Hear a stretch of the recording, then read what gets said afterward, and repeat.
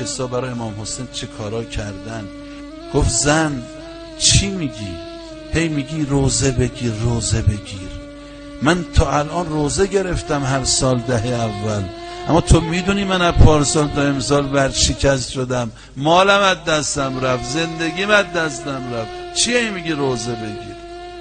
یه نگاه کرد به شوهرش گفت نه، من یه چیزی گذاشتم کنار، برو بردار بفروش، امسالم برای حسین روزه بگیری. گفت زن چیزی قایم کردی؟ خب تو که طلای پولی کنار گذاشته بودی، چرا وقت ورشکستگی من به من ندادی که آبرون بره توی شهر، همه بگن فلانی که حسینی بود زمین خورد؟ زن یه نگاه کرد گفت آقا اونی که من کنار گذاشتم پول و طلا نی. گفت چیه با؟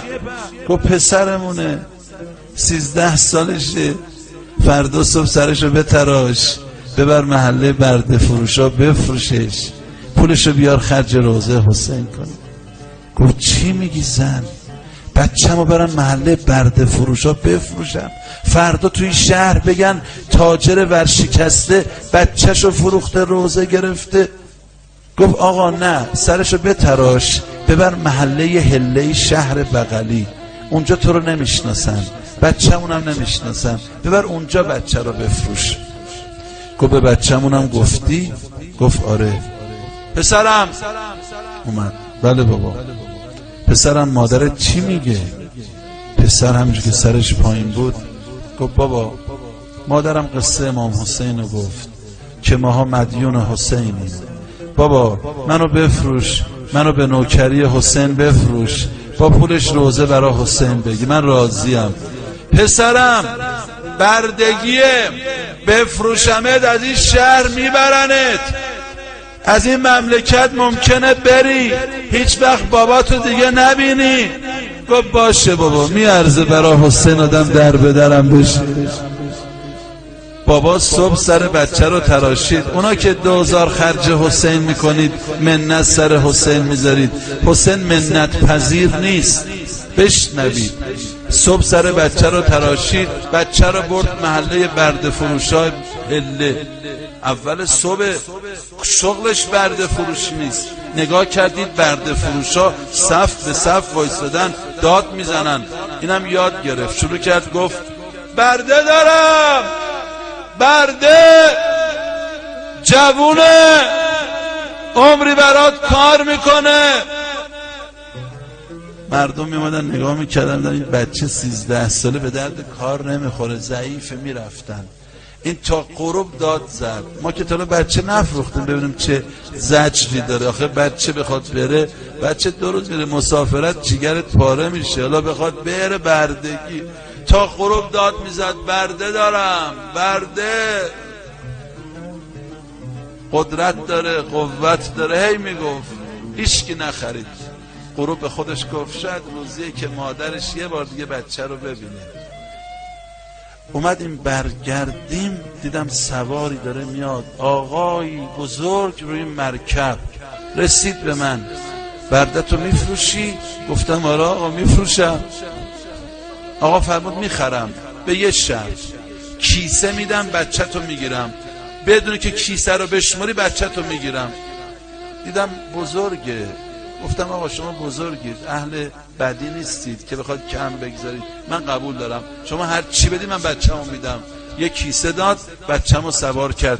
گفت برده 2 تا شرط داره بخوای بیای من اربابت بشم، 1 فرار نمی کنی، 2 هر چی من گفتم گوش میدی.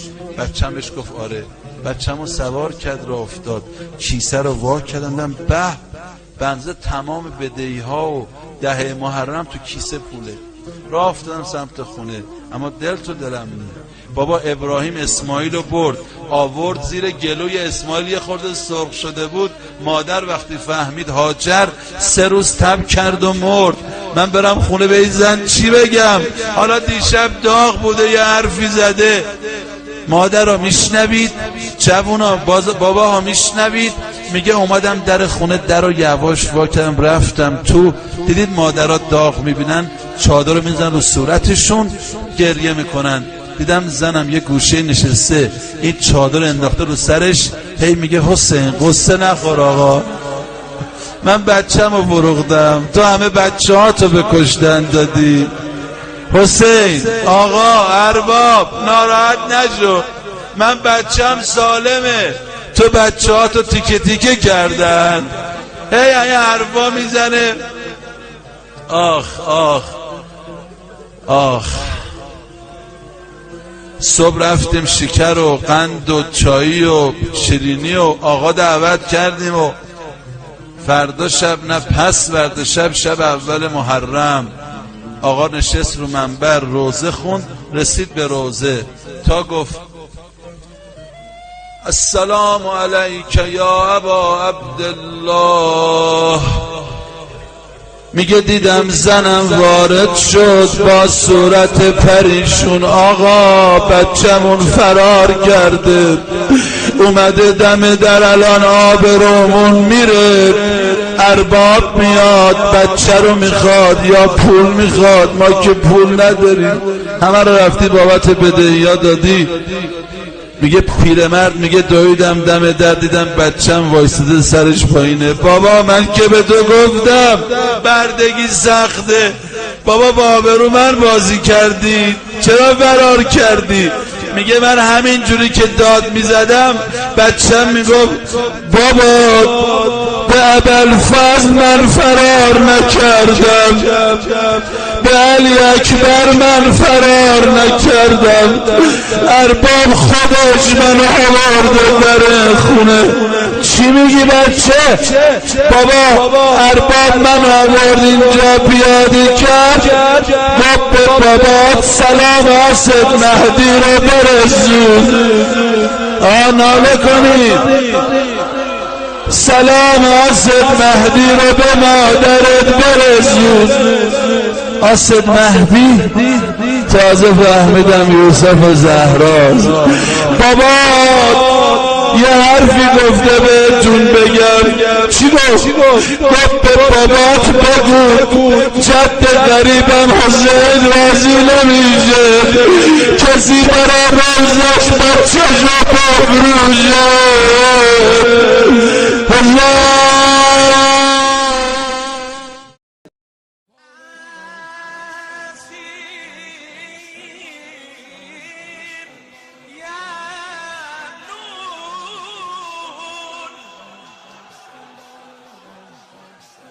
تلك